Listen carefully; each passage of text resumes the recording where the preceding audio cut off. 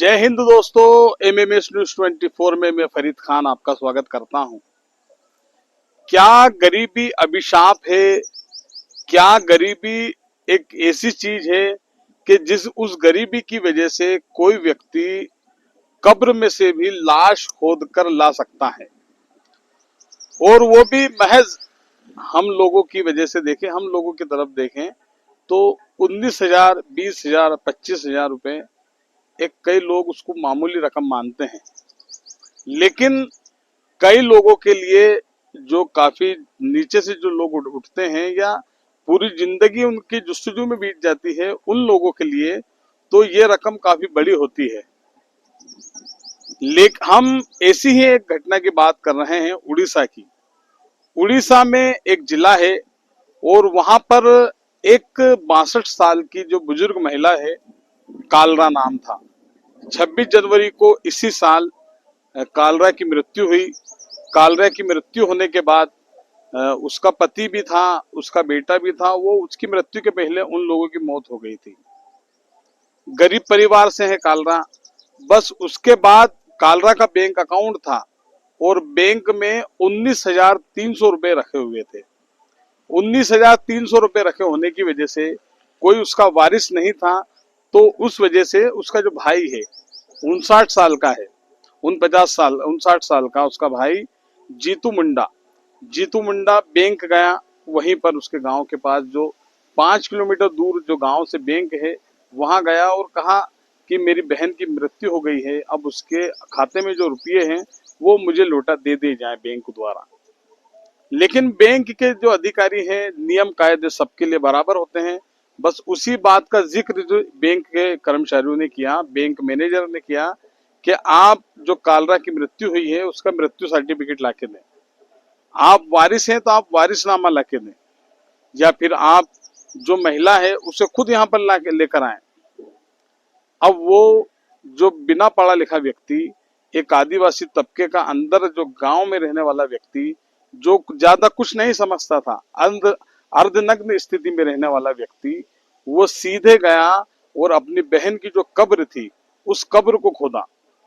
बहन की कब्र को खोदने के बाद उस कब्र में से उसकी जो बहन की जो हालत थी, आधा शरीर गल चुका था। उस गली हुई लाश को निकालकर वो कंधे पर डालकर अपनी बहन को 5 किलोमीटर दूर उस बैंक तक पहुंचा। और बैंक तक भी वो ऐसे नहीं पहुंचा, पैदल पैदल गया। कुछ साधन नहीं था उसके पास, जीतू के पास। पैदल पैदल अपनी बहन की लाश को कंधे पर डालकर वो बैंक की सीढ़ियों तक पहुंचा। जैसे ही जीतू बैंक की सीढ़ियों तक पहुंचा तो हाहाकार मच गया। लोग सकपका गए कि आखिर ये हुआ क्या? ये किसी व्यक्ति को, लाश को इस तरीके से कोई कैसे ला सकता है?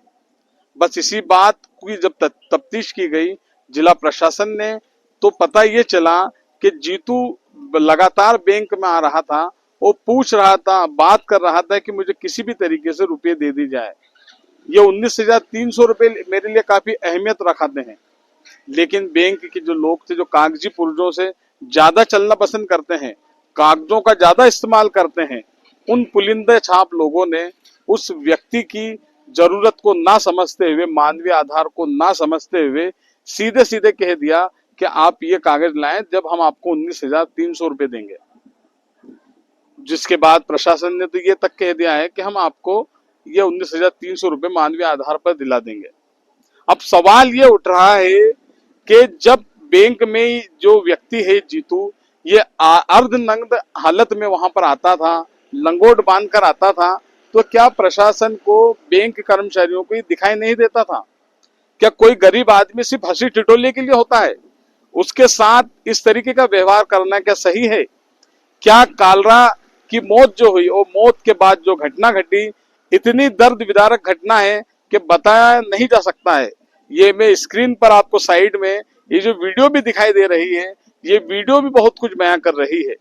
ऐसे में लोगों को जो कागजी पुर्जों का ज्यादा खेल खेलते हैं, कागजों में जो लोगों को ज्यादा उलझा कर रखते हैं, अलग अलग तरीके से किसी को भी कोई स्कीम का भी लाभ लेना है तो उस स्कीम के लाभ लेने तक इतने कागजों का उस पर भार थोपा जाता है कि वो स्कीम का लाभ लेते लेते थक जाता है।